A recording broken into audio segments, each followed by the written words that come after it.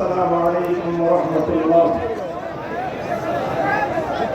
الحمد لله رب العالمين، والصلاة والسلام على سيدنا الأنبياء والمرسلين وعلى آله وأصحابه ومن تبعهم ودعا بدعوتهم إلى يوم الدين. أما بعد، أعوذ بالله من الشيطان الرجيم.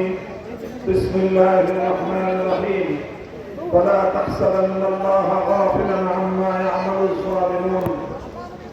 وقال الله تعالى: وعد الله الذين آمنوا منكم وعملوا الصالحات ليستخلفنهم في الأرض كما استخلف الذين من قبلهم. صدق الله العظيم. বাংলাদেশ খেলাফত মজলিস ঠাকুরগাঁও জেলা শাখা কর্তৃক আয়োজিত আজকের এই গণসমাবেশে উপস্থিত সংগ্রামী সভাপতি, উপস্থিত বাংলাদেশ খেলাফত মজলিসের কেন্দ্রীয় ও জেলা নেতৃবৃন্দ, সহযোগী সংগঠন সমূহের নেতৃবৃন্দ, বিভিন্ন থানা ও ইউনিয়ন ওয়ার্ড পর্যায় থেকে সমবেত সংগঠনের নেতা কর্মী, তৌহিদি জনতা ও ঠাকুরগাঁও জেলার সর্বস্তরের এলাকাবাসী, আমি সর্বপ্রথম মহান আল্লাহ রাব্বুল আলামিনের দরবারে শুকরিয়া আদায় করছি, যিনি বাংলাদেশের মানুষের বুকের উপর থেকে জগদ্দল পাথরের ন্যায় চেপে বসা সময়ের স্বৈরশাসক, যুগের নব্য ফেরাউন জালিম শাহী শেখ হাসিনাকে অপসারণ করে দিয়ে এদেশের মানুষকে মুক্ত বাতাসে নিঃশ্বাস গ্রহণ করার সুযোগ করে দিয়েছেন। আল্লাহুম্মা লাকাল হামদু ওয়া লাকাশ শুকর। আমি শ্রদ্ধা করে, কৃতজ্ঞতা জ্ঞাপন করে স্মরণ করছি ওই সকল ব্যক্তিবর্গদেরকে যাদের প্রাণের বিনিময়ে শাহাদাতের মধ্য দিয়ে বাংলাদেশের ক্ষমতার মসনদ থেকে ফ্যাসিবাদের অপসারণ হয়েছে, পতন ঘটেছে স্বৈরাচারী শেখ হাসিনা। 2009 সালের পিলখানায় শাহাদাত বরণকারী 57 জন দেশপ্রেমিক সেনা কর্মকর্তা, 2013 সালে বিশ্বমন্ডিত মুফাসসিরে কুরআন আল্লামা দেলোয়ার হোসেন সাইদি রহমাতুল্লাহি আলাইহির বিরুদ্ধে সরকার নির্ধারিত কোর্টের প্রহসনমূলক রায় মৃত্যুদণ্ডের প্রতিবাদ জানাতে গিয়ে শাহাদাত বরণকারী শতাধিক কোরআন প্রেমিক তৌহিদি জনতা 2013 সালে হেফাজতে ইসলামের ডাকে সাড়া দেয়া নবী প্রেমিক শাপলা চত্বরে জমায়েত ঘুমন্ত ও তাহাজ্জুদ গুজার নেতা কর্মী, যাদেরকে পাখির মতো গুলি করে হত্যা করেছে স্বৈরাচারী, সেই 13 সালের 5ই মে শাপলা চত্বরের বীর শহীদদেরকে স্মরণ করছি। 2014-15 সালে একতরফা নির্বাচন করতে গিয়ে শেখ হাসিনা সরকার বিরোধী মত ও পথের শত শত নেতা কর্মীদের গুম করে ফেলেছে, যাদের হিসাব এবং যাদের কোনো ঠিকানা বাংলাদেশের মানুষ, এমনকি তাদের পরিবার পরিজন আজও পর্যন্ত বলতে পারে না।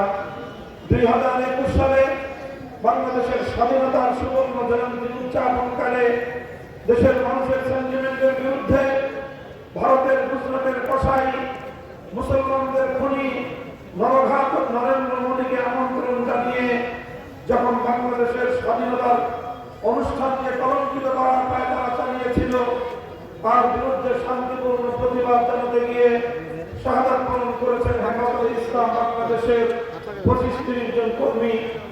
2024 সালের জুলাই এবং আগস্ট বিপ্লবে জালিম শাহী স্বৈরাচারী শেখ হাসিনা তার হাতুড়ি লীগ, হেলমেট লীগ এবং তার সন্ত্রাসী লীগের গুলিতে এবং তার নির্দেশে বাংলাদেশের জনগণ এবং জাতির সেবায় নিয়োজিত রাষ্ট্রীয় বাহিনীর সদস্য, যারা শেখ হাসিনার আনুগত্য করতে গিয়ে নিজের ভাইয়ের বুকে গুলি চালিয়ে দেশের জনগণের বিরুদ্ধে যুদ্ধ ঘোষণা করে নজিরবিহীনভাবে একটি স্থিতিশীল দেশে সহস্রাধিক ছাত্র জনতাকে ঠান্ডা মাথায় খুন করেছে, হত্যা করেছে।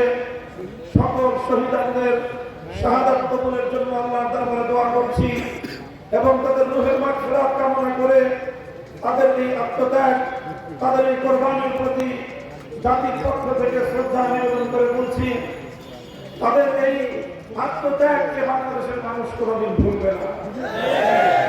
যদি আমরা ভুলে যাই এবং তাদের যে চাওয়া ছিল বৈষম্যহীন একটি দেশ, বৈষম্যহীন একটি সমাজ গড়ার যে স্বপ্ন নিয়ে তারা অকাতরে জীবন বিলিয়ে দিয়েছে, সিদ্ধান্ত নিয়ে জেনে বুঝে অনেকে প্রাণ বিসর্জন দিয়েছে, তাদের সঙ্গে গাদ্দারি হবে, বিশ্বাসঘাতকতা হবে যদি আমরা বৈষম্যহীন ইনসাফপূর্ণ একটি সমাজ গড়ার ক্ষেত্রে ভূমিকা পালন করতে ব্যর্থ হই।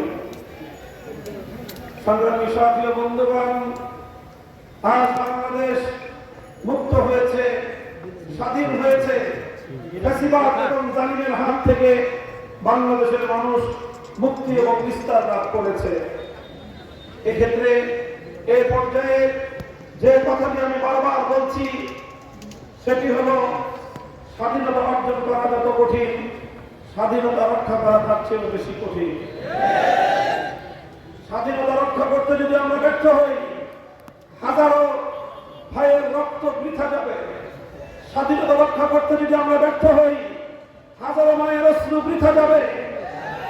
যে মায়েরা তাদের সন্তানদেরকে হাসি মুখে দেশ এবং জাতির জন্য উৎসর্গ করেছেন, যে মায়েরা নিজের সন্তানকে রিমান্ডে যাওয়ার সময় পিঠে হাত চাপড়ে দিয়ে সাহস জুগিয়েছেন, সেই মায়েদের এই অফুরন্ত ত্যাগ যদি ব্যর্থ হয়, জাতি হিসেবে আমরা ব্যর্থ প্রমাণিত হব। বাংলাদেশ সেই ব্যর্থতা দেখতে চায় না। আমি বিশ্বাস করি যে জাতির মায়েরা তাদের সন্তানকে মানবতার জন্য, জাতির জন্য, দেশের জন্য উৎসর্গ করতে উৎসাহ যোগায়, সে জাতি কোনদিন ব্যর্থ হতে পারে না।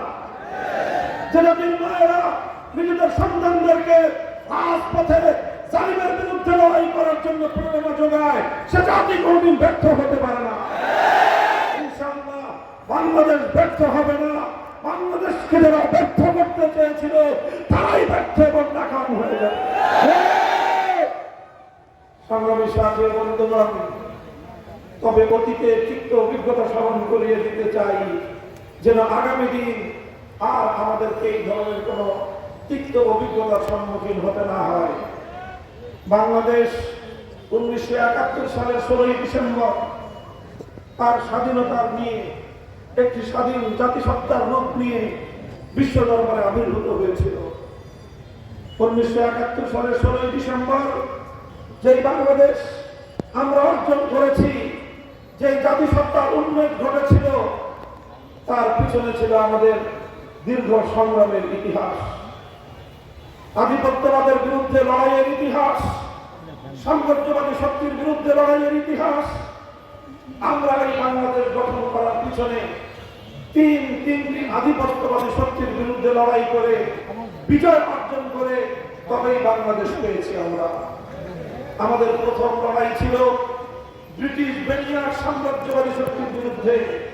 হাজী শরীয়তুল্লাহ, মীর নেসার আলী ওরফে টিটু মীর, ফকির মজনু শাহ সহ উপমহাদেশের আলেম সমাজের বিশাল ভূমিকা ছিল, তবেই ব্রিটিশের বিরুদ্ধে স্বাধীনতার সেই আন্দোলন সফলতার মুখ দেখেছিল। আমাদের দ্বিতীয় সংগ্রাম ছিল পূর্ববঙ্গের মুসলিম জাতিসত্তার বিরুদ্ধে পশ্চিমবঙ্গের কাহিনী স্বার্থবাদী সাম্প্রদায়িক রবীন্দ্রনাথ ঠাকুরদের নেতৃত্বাধীন সহিংস গোষ্ঠীর বিরুদ্ধে আমাদেরকে সংগ্রাম করতে হয়েছিল। আপনারা সেই ইতিহাস পড়বেন, জানার চেষ্টা করবেন। যখনই পূর্ববঙ্গের মুসলমানরা নিজেদের অধিকার চেয়েছিল, নিজেরা সামনের দিকে এগিয়ে যাওয়ার জন্য একটি স্বাধীন জাতি হিসেবে বিশ্ব দরবারে মাথা উঁচু করে দাঁড়াবার চেষ্টা করেছিল, পশ্চিমবঙ্গের রবীন্দ্রনাথ ঠাকুররা তখনই আমাদের অগ্রযাত্রাকে রুখে দেওয়ার প্রচেষ্টা চালিয়েছিল। এরপর 1947 সালে আমরা সেই পশ্চিমবঙ্গের দাদাবাবুদের বিরুদ্ধে একটি সংগ্রামের মধ্য দিয়ে স্বাধীন বাংলাদেশ গড়বার প্রেক্ষাপট তৈরি করেছিলাম। এরপরে এলো পশ্চিম পাকিস্তানি খানকাখন্দের দৌরাত্মের যুগ।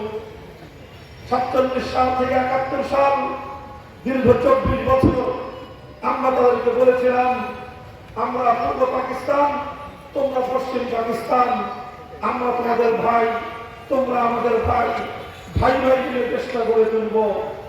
ওরা আমাদেরকে বলতে চেয়েছিল না তোমরা আমাদের দাস, আমরা তোমাদের প্রভু।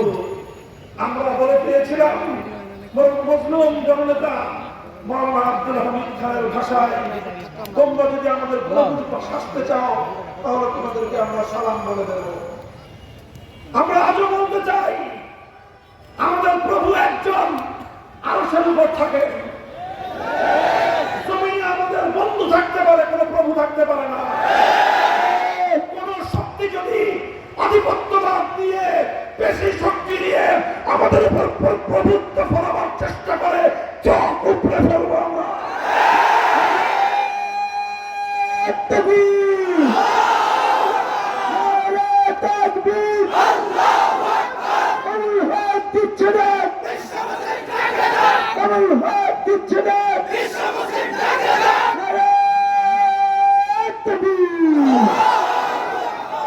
আজও আমাদের পরিষ্কার কথা, বন্ধুসুলভ আচরণ করবেন, বন্ধুত্বের প্রতিদান পাবেন। প্রভুত্ব করবার চেষ্টা করবেন, আমরা সে হাত ভেঙে গুড়িয়ে দিতে মুহূর্তকাল বিলম্ব করব না। হাসানুল হকিরু, তোমাকে কেন জনগণ লাথি মারে? কারাগারে নির্জন কক্ষে বসে বিষয়টা নিয়ে একটু ভাববা। তোমরা তোমাদের কর্মীদের সঙ্গে গাদ্দারি করেছ, বিশ্বাসঘাতকতা করেছ, কর্মীদেরকে যারা খুন করেছিল সেই খুনিদের সঙ্গে তোমরা আঘাত করেছিলে। সংগ্রামী সাথী বন্ধুগণ, এইভাবে বাকশাল কায়েম করে দেশের মানুষকে উৎপীড়ন করা, খুন করা, গুম করা এবং স্বাধীন একটি দেশে সর্বপ্রথম প্রশাসনের লোকদেরকে দিয়ে ক্রস ফায়ারের নামে সিরাজ শিকদারদেরকে হত্যা করার পরিণাম পেয়েছিল শেখ মুজিবুর রহমান 15 আগস্ট। শেখ হাসিনা অতীতের ইতিহাস ভুলে গিয়ে শুধু 15 আগস্টের ঘটনাকে মনে রেখেছিলেন। ঘোষণা দিয়েছিলেন যে জাতি তার বাবাকে হত্যা করেছে তিনি সেই জাতির কাছ থেকে প্রতিশোধ গ্রহণ করবেন। 1975 সালে আন্তর্জাতিক গণমাধ্যমে প্রদত্ত শেখ হাসিনার বক্তব্য ছিল এটি। এরপরে আমরা দেখেছি 1975-এর 15 আগস্ট থেকে 2024 সালের 5 আগস্ট 50 বছর শেখ হাসিনা রাজনীতি করেছেন। তার রাজনীতি ছিল প্রতিশোধের রাজনীতি। কার কাছ থেকে প্রতিশোধ নিয়েছেন? প্রতিশোধ নিয়েছেন বাংলাদেশের কাছ থেকে, প্রতিশোধ নিয়েছেন বাংলাদেশের জনগণের কাছ থেকে।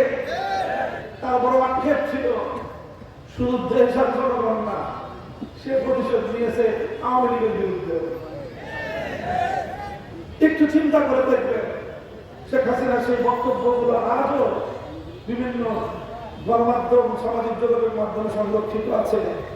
তিনি আওয়ামী লীগের নেতা কর্মীদের বিরুদ্ধে ক্ষোভ ঝেড়েছিলেন যে এত বড় সংগঠন, এত নেতা কর্মী, 15 আগস্ট আমার বাবাকে ওরা মেরে ফেললো, খুন করে ফেলে রাখলো, তার লাশ পড়ে থাকলো, আওয়ামী লীগের কোন নেতা কর্মী এগিয়ে এলো না।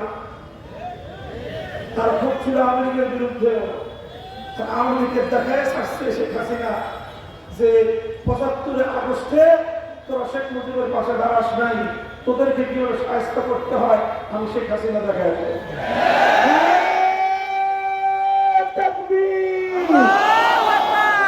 মুক্তির রাজপথ, ইসলামী খেলাফত, মুক্তির রাজপথ, ইসলামী খেলাফত। এই জন্য 50 বছর প্রতিশোধের রাজনীতি করে দেশটাকে ধ্বংস করেছে।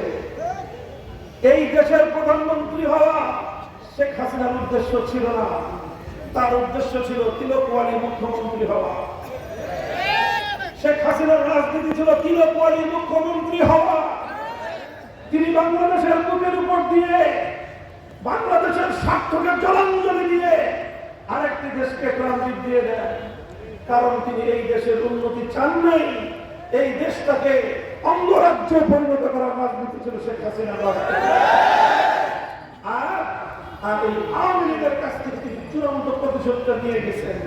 আগামী দিনে বাংলাদেশে কেউ যেন আওয়ামী লীগের নাম মুখে নিতে না পারে, কারণ ৭৫-এর ১৫ই আগস্ট আওয়ামী লীগের নেতারাই শেখ মুজিবুর রহমানকে হত্যা করেছিল। এই শেখ হাসিনা এই ৫০ বছর ধরে আওয়ামী লীগকে কিভাবে বাস দেওয়া যায় তার চূড়ান্ত আয়োজন করেছে। এখনো তোমাদের শিক্ষা হয় না? আপা আপা বলতে বলতে মুখে ফেনা তুল। কই তোমার আপা তো ৫ই আগস্ট দুপুর বেলায় ১২ পদের আইটেম রান্না করে আপনার গণভবনে দুপুরের বুফে লাঞ্চের ব্যবস্থা করেছিল। ১২ পদের যারা গিয়েছে আমি জানি নাই, শুনেছি যে দেখা গেছে যে রান্না বান্নার আয়োজন ছিল দুপুরে খাবারের ১২ পদের রান্না। দেশের মানুষ, হাজার হাজার মানুষ আগস্টের জুলাইয়ে আমার সন্তানরা বুলেটের আঘাতে তাদের মুখ ঝাঁচড়া হয়, আমাদের বীর মুগ্ধরা পানি পান করতে গিয়ে শাহাদাত বরণ করে, আর তুমি গণভবনে ১২ পদের আইটেম রান্না করে খাবার খাও। বোঝা যায় এই দেশের মানুষ নিয়ে কোনো ভাবনা ছিল না। এদেশের মানুষ মরলেই সে খুশি হতো। এদেশের মানুষের ১২০০ মানুষ মরেছে, সে ১২ পদের রান্না আইটেম করে এদেশের মানুষের মৃত্যুযজ্ঞকে সে উদযাপন করছিল। এরপর যখন তারা বলল যে আবার সময় শেষ, আবার সময় শেষ, আপনার খাওয়া হবে না, খাবারটা বাংলাদেশে না, লাঞ্চটা গিয়ে আপনি নরেন্দ্র মোদীর ঘরে করেন। বললেন ঠিক আছে, অসুবিধা নেই, এখান থেকে আপনার ওখানে খারাপ হবে না। ১৬টা লাগেজ গুছাইলেন, ১৬টা লাগেজ। এরপরে নিজের একটা মাত্র বোন, ছেলে মেয়ে তো আগেই রাখছেন বাইরে, কারণ এই দেশের মানুষের উপর তার কোনো আস্থা ছিল না। এই জন্য তার ছেলেকেও বাংলাদেশের রাজনীতিতে আনেন নাই, মেয়েকেও বাংলাদেশের রাজনীতিতে আনেন নাই, বোনটাকেও রাজনীতি করতে দেন নাই, কারণ তার চিন্তা ছিল বাংলাদেশের রাজনীতির ১২টা বাজায় তিনি যা আছে তা কল্পিকল্প নিয়ে দেশ ছেড়ে চলে যাবে। তিনি তাই করেছেন। কই আওয়ামী লীগের লক্ষ লক্ষ নেতা কর্মী ২ বার তো ভাবেন নাই শেখ হাসিনা যে এইভাবে আপনি দেশের মানুষকে খুন করার পর এদেশের মানুষের হাতে আওয়ামী লীগের নেতা কর্মীরা কতটুকু নিরাপত্তা পাবে। ২ মিনিট ভাবার সুযোগ ছিল না। তিনি তার চিন্তা করেছেন নিজের নিরাপত্তা নিয়ে, চিন্তা করেছেন তার ছেলে আর মেয়ের নিরাপত্তা নিয়ে, আর তার বোনের নিরাপত্তা নিয়ে, তার গোষ্ঠী এবং তার বংশ, তার পরিবারের নিরাপত্তা নিয়ে তিনি বাংলাদেশ ছেড়ে চলে গেছেন। আমার দুঃখ হয়, করুণাও হয়, আফসোস লাগে। আওয়ামী লীগের মধ্যে এত বড় একটা দলের এত রাজনৈতিক নেতা কর্মী, তারা আগামী দিনে এখন তো আত্মগোপন করে আছে, কয়দিন আত্মগোপন করে থাকবে, এরপরে দেশের মানুষের সামনে তারা কিভাবে মুখ দেখাবে? তোমরা বলছিলাম নেত্রীর সঙ্গে সুরে সুরে শেখ হাসিনা পালায় না, বলছিল। এখন আমার জিজ্ঞাসা করতে মনে চায় শেখ হাসিনা পালায় না পালায় না? আওয়ামী লীগের লোকেরা তোমরা জবাবটা রেডি করে তারপরে বাংলাদেশের রাজনীতিতে এসো। তোমার নেত্রী বাংলাদেশের শেখ হাসিনার সমকালীন আরো অনেক রাজনীতিবিদ আছে, আছে না? এই আপনাদের উত্তরবঙ্গের মরহুম হোসেন মোহাম্মদ এরশাদ সাহেব, রাজনীতিতে ভুল খারাপ ছিল, ভুল ভ্রান্তি মানুষের থাকে, তিনি তো তার দলের নেতা কর্মীদেরকে ফেলে দিচ্ছেন পালান না। তিনি তো কারাগারকে বরণ করেছিলেন, ৫ বছর কারারুদ্ধ থেকেছেন, এরপর দেশ ছেড়ে পালান নাই। বেগম খালেদা জিয়া মৃত্যুর সঙ্গে পাঞ্জা লড়েছেন, দেশ ছেড়ে তো পালান নাই। শেখ হাসিনা তুমি তো এরশাদ সাহেবের থেকে বেগম জিয়ার চেয়েও অনেক তাগড়া ছিল, স্বাস্থ্য নুদুস ছিল, তাও তো কম নাই। একেবারে সব নির্ভেজাল খাবার গণভবনে চাষ করে খাইছ, তুমি কেন পালালা? এরশাদ যেই নজির কায়েম করেছিলেন, বেগম জিয়া যেই নজির কায়েম করেছিলেন, তোমার দল সেই নজির কায়েম করা সম্ভব হলো না কেন? কারণ আসলে শেখ হাসিনার রাজনীতি ছিল বাংলাদেশকে রক্ষা করা নয়, বাংলাদেশকে ধ্বংস করা। আমি বলছি না ভালো কিছু লোক থাকলেও থাকতে পারেন। যদি আগামী দিনে রাজনীতি করতে চান, দুইটা পরামর্শ। প্রথম পরামর্শ হলো একটা গণতওবা করবেন। আওয়ামী লীগের এবং শেখ হাসিনার রাজনীতি করা থেকে আপনারা তওবা করবেন। দ্বিতীয় হলো এই আওয়ামী লীগের নামটা নিয়ে 1971 সালের পূর্ববর্তী সময়ে আওয়ামী লীগের দাদা মুসলিম লীগ। কি বললাম? আওয়ামী লীগের দাদা। আওয়ামী লীগের দাদা মুসলিম লীগ হলো কিভাবে? ইতিহাস পড়ে শেখ মুজিবুর রহমান সাহেব মুসলিম লীগের রাজনীতি দিয়ে কাজ শুরু করেছিলেন। এরপরে মুসলিম লীগ থেকে জন্ম নিল আওয়ামী মুসলিম লীগ। মুসলিম লীগের ছেলে হলো আওয়ামী মুসলিম লীগ। তারপরে আওয়ামী মুসলিম লীগ থেকে জন্ম নিল আওয়ামী লীগ, অর্থাৎ আওয়ামী মুসলিম লীগের ছেলে হলো আওয়ামী লীগ। তাহলে আওয়ামী লীগ হলো মুসলিম লীগের নাতি, আর মুসলিম লীগ হলো আওয়ামী লীগের দাদা। আপনার দাদা 24 বছর এদেশের মানুষকে শোষণ করেছে, জুলুম করেছে, নির্যাতন করেছে, নিপীড়ন করেছে, মানুষেরকে জ্বালায় পোড়ায় সাক্ষাৎ করেছে। এরপরে 71 সালের পর মুসলিম লীগের হারিকেন দিয়েও মুসলিম লীগ আর বাংলাদেশে খুঁজে পাওয়া যায়। আপনারা 24 বছর না 54 বছর চালাইছেন। আগামী দিনে বাংলাদেশে নৌকা নিয়ে খালে দিলে নদীতে খুঁজলেও আওয়ামী লীগ আর খুঁজে পাওয়া যায়। রাজনীতি করবেন ওয়েলকাম, তবে দুইটা তওবা করবেন আর আওয়ামী লীগের নাম পাল্টায় নতুন নামে ভিন্ন আঙ্গিকে আপনার রাজনীতিতে আসেন, স্বাগত জানাবো।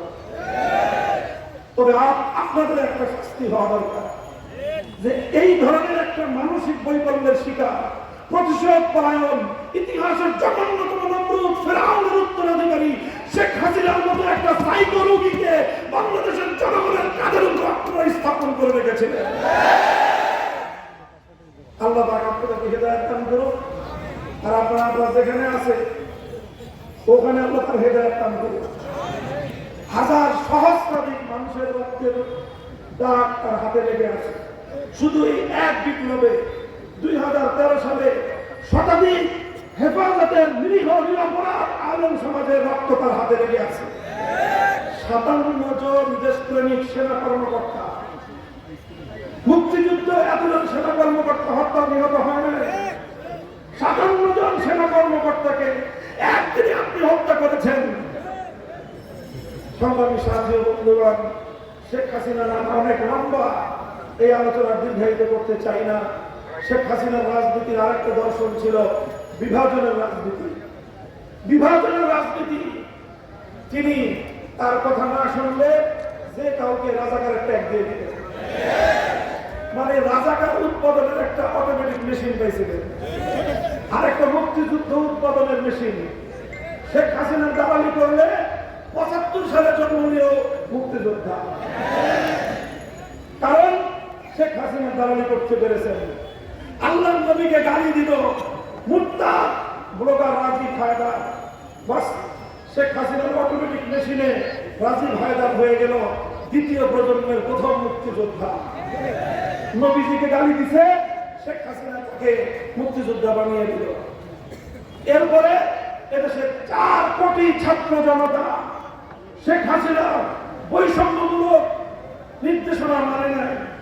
তারা কোটা সংস্কার করে অধিকার চেয়েছিল। শেখ হাসিনা বলে দিল তোরা সব মুক্তিযুদ্ধ, তোরা সব রাজাকারের বাচ্চা। করে নাই? বলেন করে নাই? 4 কোটি ছাত্র জনতা শেখ হাসিনার বিরুদ্ধে ক্ষুব্ধ হয়ে বাংলাদেশের প্রতিটি শিক্ষা প্রতিষ্ঠান থেকে আওয়াজ উঠেছিল, তুমি কে আমি কে।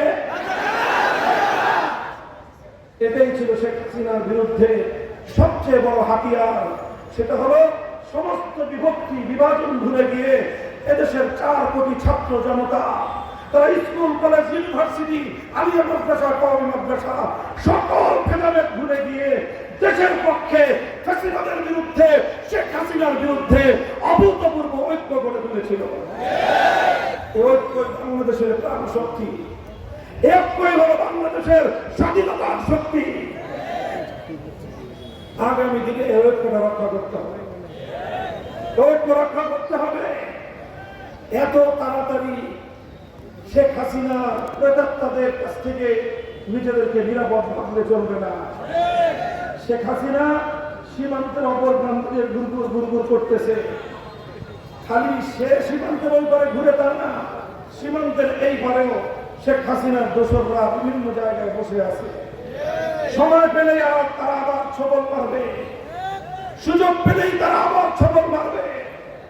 এই জন্য বাংলাদেশের বর্তমান বিরোধী দলীয় অন্যতম প্রধান নেতা মির্জা ফখরুল ইসলাম আলমগীর সাহেবের জন্মভূমি থেকে আমি বলতে চাই, বাংলাদেশ জাতীয়তাবাদী দল বিএনপি, জামায়াতে ইসলামী বাংলাদেশ, ইসলামী আন্দোলন বাংলাদেশ, হেফাজতে ইসলাম বাংলাদেশ সহ এনডিপি, এনডিপি, গণ অধিকার পরিষদ, বাংলাদেশ খেলাফত মজলিস, জমিয়তুল উলামা ইসলাম, খেলাফত আন্দোলন, নিজামী ইসলাম, যারা ফ্যাসিবাদ বিরোধী লড়াইয়ে গণতন্ত্র মঞ্চ সহ আমরা একসঙ্গে কাজ করেছি যার যার প্ল্যাটফর্ম থেকে। এখনই আমাদের মধ্যে বিভেদের এবং মতপার্থক্যের কোন দেয়াল যেন তৈরি না হয়ে যায়। আমরা যেন এত আগেই মনে করতে শুরু না করি যে শেখ হাসিনা এবং তার দোসরদের চূড়ান্তভাবে বিনাশ ঘটেছে, এমন আত্মতৃপ্তির ঢেকুর যেন আমরা এত দ্রুত না করি। আমরা রাজনীতি করব, যার যার মতামত রাজনীতিতে আমরা তুলে ধরব, ব্যক্ত করব, কিন্তু ফ্যাসিবাদ বিরোধী ঐক্য আমাদের ধরে রাখতে হবে। ছাত্র জনতাকে বলবো, দেখো ৭১ সালে মুক্তিযুদ্ধের বিজয়ের কয়েক মাস পরেই আমাদের ঐতিহাসিক বিজয় ছিনতাই হয়ে গিয়েছিল। এদেশের ৭ কোটি মানুষের হাজার বছরের ঐতিহ্য, ৭ কোটি মানুষের ইচ্ছা এবং অভিপ্রায়কে পদদলিত করে শেখ মুজিবুর রহমান সাহেবের মাধ্যমে ভিন দেশি একটি রাষ্ট্র এবং সরকার তাদের দেশের সংবিধানের মূলনীতিগুলোকে পুঁজি করে একটি প্রেসক্রিপশন আর একটা ছোট্ট চিরকুটের মাধ্যমে বাংলাদেশের সংবিধান তৈরির মূল ভিত্তি রচনা করে দিয়েছিল। ৭২-এর চেতনা নতুন করে বাংলাদেশে মাথা চাড়া উঠেছিল। ৭১-এর চেতনা একটা, ৭২-এর চেতনা আর একটা। আওয়ামী লীগ ৭২-এর চেতনার মাধ্যমে ৭১-এর চেতনাকে ছিনতাই করেছিল। বৈষম্য বিরোধী ছাত্র নেতৃবৃন্দ ২৪ সালের এই চেতনাকেও আবার আরেকটা পাল্টা চেতনার মাধ্যমে হাইজ্যাক করার পায়দারা চলতে পারে। তোমরা হুঁশিয়ার থেকো, সোচ্চার থেকো। আমি এই ২০২৪-এর জুলাই এবং আগস্টের বিপ্লবের গতি প্রকৃতি খুব গভীরভাবে পর্যবেক্ষণ করার চেষ্টা করেছি। আমার কাছে একটা নয়নাভিরাম দৃশ্য আমার চোখে ধরা পড়েছে। এই বিপ্লবের গতিপথ যেটা তৈরি করে দিয়েছিল, আমরা দেখেছি উত্তপ্ত ঢাকার রাজপথে এবং বিভিন্ন জেলা ও বিভাগীয় শহরগুলোর রাজপথে আমাদের ছেলেরা আন্দোলন করছে, সংগ্রাম করছে, শাহাদাত বরণ করছে, হতাহত হচ্ছে। উত্তাল সেই দিনগুলোতে যখনই নামাজের ওয়াক্ত হয়ে গেল, আমাদের স্কুল কলেজের ছেলেরা, ইউনিভার্সিটির ছাত্ররা রাজপথে দাঁড়িয়ে আল্লাহু আকবার, আল্লাহু আকবারের আযানের ধ্বনিতে বাংলার আকাশকে মুখরিত করে তুলেছিল। এরপর একজন ইউনিভার্সিটির ছাত্র, কোন হুজুর লাগে নাই, তাদের কোন আলেম লাগে নাই, তারা নিজেরাই ইমাম হয়ে নামাজ পড়েছে জামাতের সাথে। শত শত হাজার হাজার ছাত্র সারিবদ্ধভাবে যে রাজপথে তারা আন্দোলন সংগ্রাম করেছে, যে রাজপথে তাদের বুকে তাজা রক্ত ঝরেছে, সেই রাজপথের উত্তপ্ত পিচ ঢালা পথকে জায়নামাজ বানিয়ে সেজদায় লুটিয়ে পড়েছে। আর এরপর আল্লাহর দরবারে ফরিয়াদের হাত উত্তোলন করেছে, চোখের অশ্রু ঝরিয়ে আল্লাহর দরবারে তারা ফ্যাসিবাদের বিরুদ্ধে সাহায্য কামনা করেছে। দেখবেন আজও সামাজিক যোগাযোগ মাধ্যম, গণমাধ্যমের বিভিন্ন পোর্টালে সেই দৃশ্যগুলো এখনো জ্বলজ্বল করছে। এটাই ছিল আগস্ট বিপ্লবের মূল হাতিয়ার। সম্ভব হতো না বিএনপি, জামাত সহ সমস্ত শক্তিগুলো ঐক্যবদ্ধ হয়েও এই ফ্যাসিবাদী ভারতের সেবাদাসী শেখ হাসিনাকে ক্ষমতার মস্তক থেকে অপসারণ করতে পারে না। জানেন এই ছোট্ট ছোট্ট আবাবিলের মতো ছাত্ররা পারলো। কেন পেরেছিল? কারণ এই ছাত্ররা যখন ফরিয়াদ করে নিজের শহীদি ভাইয়ের রক্তের যন্ত্রণা পেশ করে চোখের অস্ত্র দিয়ে আল্লাহর দরবারে ফরিয়াদ করেছিল, আল্লাহ তাদেরকে সাহায্য করেছে। আর তাই তাদের ভয়ে শেখ হাসিনা দুপুরের সাজানো পাকানো খাবার না খেয়ে নরেন্দ্র মোদীর কোলে গিয়ে ঝাঁপ দিতে বাধ্য হয়েছে।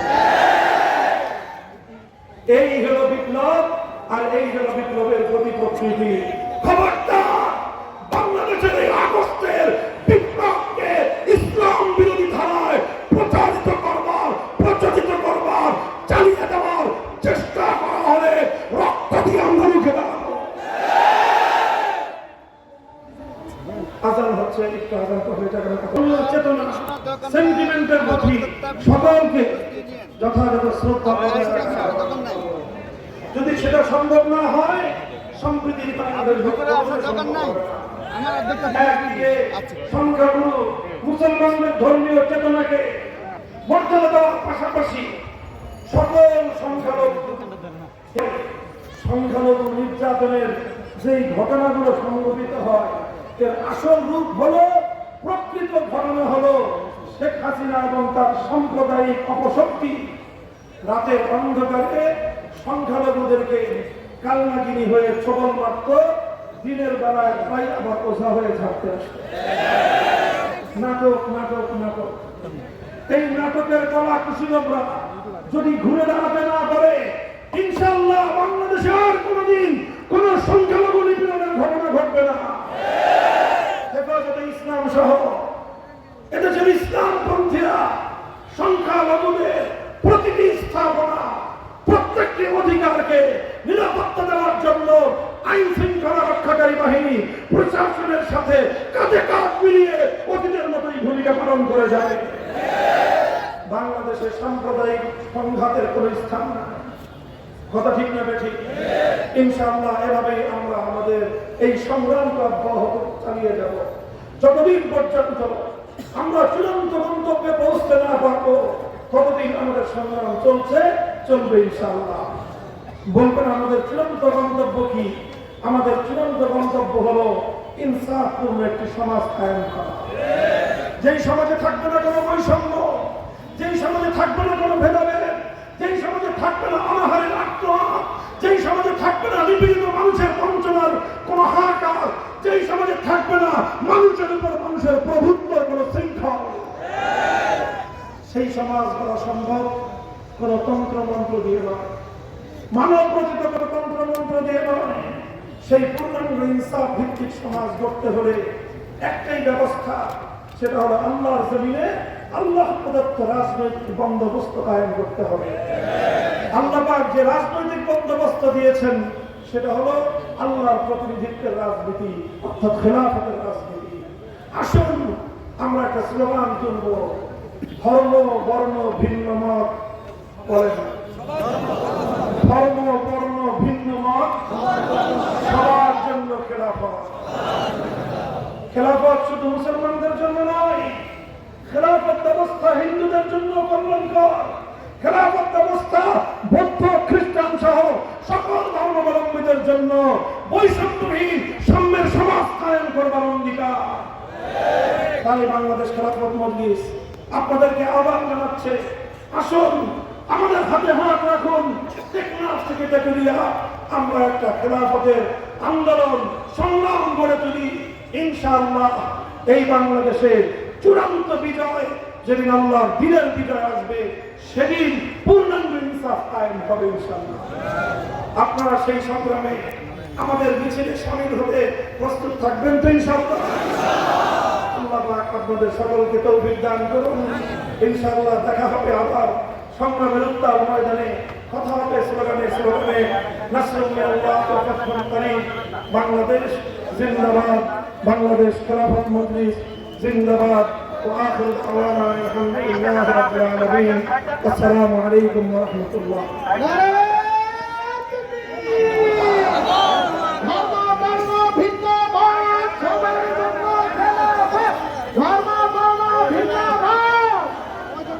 ধন্যবাদ।